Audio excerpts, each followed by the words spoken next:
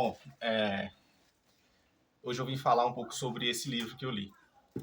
Ele chama Inteligência, um Conceito Reformulado. E ele é do Dr. Howard Gardner. Esse livro, ele é uma continuação de um outro livro dele, que falava sobre as inteligências múltiplas. Então aqui ele vai abordar a sequência do tema sobre inteligências múltiplas. O livro é de 1999, e é impressionante como ele é atual, como ele é um instrumento grande para a gente interpretar as coisas que acontecem no mundo, principalmente as que envolvem as rotulações de inteligência, o que é e o que não é inteligência. Ele começa falando sobre a questão que a sociedade estabelece o que ela julga inteligência e o que ela ignora.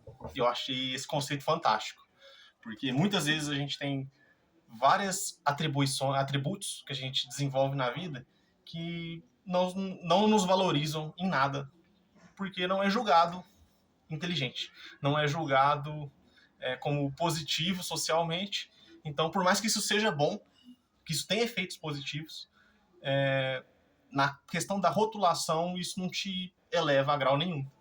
Isso é uma questão humana que é inegável, né? Basta você pensar nas coisas da sua vida que você vai achar coisas que você faz acreditando, mas isso não te dá um retorno que você acha que seria bom para o mundo, que pessoas fossem valorizadas por ter ações como a sua, por exemplo.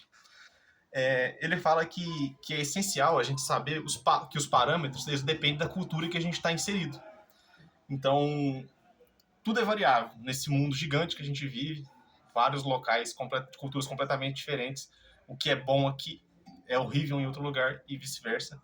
Então, tudo depende, né? Ele até cita que o artista ele é um fenômeno, porque o artista ele cria, ele atua e ele tem capacidade de avaliar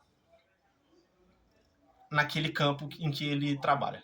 Então, ele desenvolve esses 3 nichos do cérebro dele, de criar uma obra, de atuar nessa obra e ou observar pessoas criando e atuando e ter um senso crítico sobre isso, que é maravilhoso.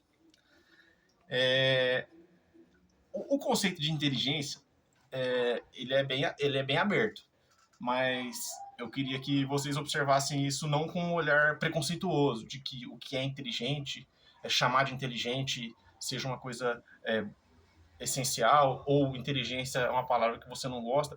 Tirar um pouco desse rótulo para você entender o que ele realmente está querendo dizer. Porque a linguagem, ela traz ciladas, né? Já reparou que quando você vai falar alguma coisa, nunca é do tamanho que você sentiu? Pois é. Geralmente a gente sente coisas e quando a gente vai expressar, nunca a gente consegue expressar na maneira correta. Por quê? Porque é um problema de comunicação.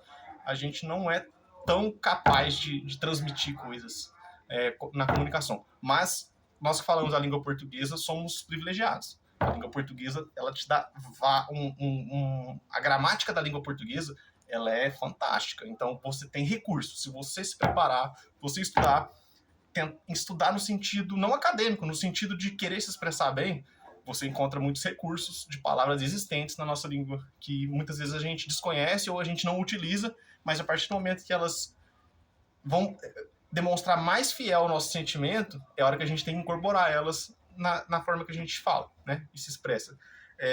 Por exemplo, eu até trouxe aqui uma questão que ele cita, né? Ele fala da diferença de definição entre habilidades, capacidades, faculdade, inteligência, talento e dom. Se você olhar de um grosso modo, talvez você vai achar que é tudo igual, mas cada uma tem o seu campo de atuação. Não significam a mesma coisa. Então, você tem, dentro desses 6 rótulos, você tem situações completamente diferentes, né? E que vão versar entre elas. Uma pessoa pode ser inteligente, né? E ser habilidosa, claro. Mas são coisas que a gente, a se analisar racionalmente, friamente, a gente vai entender que cada coisa é uma coisa, né? Assim como lá na frente no livro também, quase no final, ele cita que a diferença entre moralidade, inteligência, criatividade e liderança.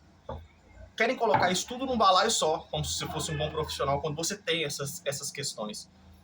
Mas esses balaios, eles não se misturam. Eles vão conversar em vários momentos das nossas atitudes, mas eles não necessariamente vão estar em sintonia. Então, a pessoa pode ter uma moralidade elevada, quer saber o que faz, ter um bom senso de julgamento para tomar decisões boas, atitudes boas. A pessoa pode ter liderança da forma dela, que é de inspirar as pessoas a agirem bem, de conduzir, né? E a pessoa pode não ter nada disso e ser criativa. Não tem nada a ver. A pessoa pode ser muito criativa, mas ela não ter essas outras vertentes, assim como a inteligência. Ela pode ter uma inteligência, um domínio sobre alguma coisa grande, né? E não ter as outras 3 vertentes, por exemplo, né? Isso acontece, né? Ele fala também que decidir como a gente usa a nossa inteligência é uma questão de valores. É inevitável, né? Inteligência é até aqui. O que você faz com ela é um passo adiante, né? Então, e eu vou até além. Eu acho que a forma como a gente desenvolve a nossa inteligência é uma questão de valor também. Ter inteligência a todo custo é muito caro. Então você tem os seus limites através da sua moralidade, através do que você julga ser positivo para você e que você julga ser negativo para você. Você cria uma escala moral, querendo ou não. Você pode nem saber sobre isso, mas na sua cabeça isso é criado. Existe uma lógica dentro da sua cabeça que você sabe o que compensa e o que não compensa para você chegar a um determinado objetivo. Todos agimos assim, até as pessoas muito ruins. Simplesmente é porque o limiar dela do que é permitido é maior que o seu e para ela vai estar tudo bem. Mas não significa que ela não tenha essa escala moral na cabeça dela. Tem. Com parâmetros completamente diferentes, mas tem. Todos nós temos isso, né? E aí ele fala que a inteligência espiritual, ela envolve muitas variáveis, né? E um exemplo disso é quando a gente está desenvolvendo as nossas inteligências. Olha que profundo. O que é a inteligência espiritual na visão dele? Ele quis fugir dessa ideia do religiosidade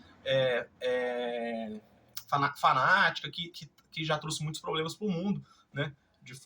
De ações de forma cega. Então ele coloca que a inteligência espiritual é você saber conduzir todas as suas inteligências. Olha que conceito perfeito, né? Então, quando você desenvolve suas inteligências lá de linguística, de se expressar, quando você desenvolve a sua inteligência musical, por exemplo, né? Quando você desenvolve as próprias relações com as pessoas que você gosta, né? Ou com as coisas, com as atividades que você gosta, você está trabalhando todas as suas inteligências de forma conjunta e essa soma é sua inteligência espiritual. É sua forma de saber viver, né? E de promover uma vida mais positiva. Outra coisa muito interessante é que ele fala que quanto mais inteligente for o ambiente que a gente frequenta, menos a gente é refém das nossas hereditariedades. Olha que bom. Porque por mais que nós puxamos muitas características positivas dos nossos antepassados, nós carregamos também muitas coisas ruins. E quando você tem um ambiente que ele é inteligente, ele vai neutralizar essas questões ruins, porque você vai naturalmente se comportar da forma mais positiva que ali funciona, que ali faz sentido. Então as hereditariedades ruins, elas vão ser menos impactantes na sua forma de conviver no dia a dia. Louco, né?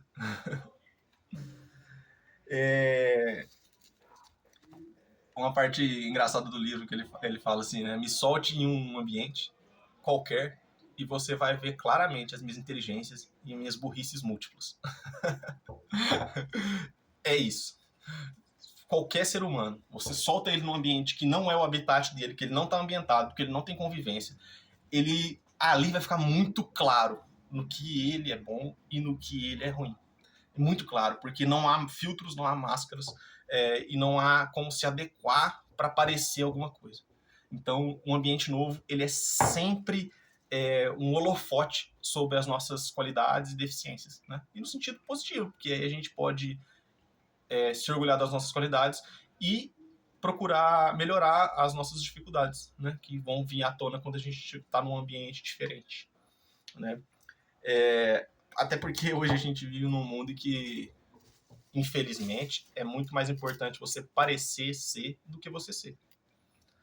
Então, a gente vê pessoas o tempo inteiro trocando a aparência por realmente ser de fato. Dá para ser os dois? Dá para aparentar ser e ser. Mas quando você sempre busca ser primeiro. Quando você busca aparentar ser antes de ser, essa camada ela não vai te permitir chegar nessa profundidade de ser aquilo que você acredita, que você deseja, que você se empenha. Porque a aparência ela é muito volátil.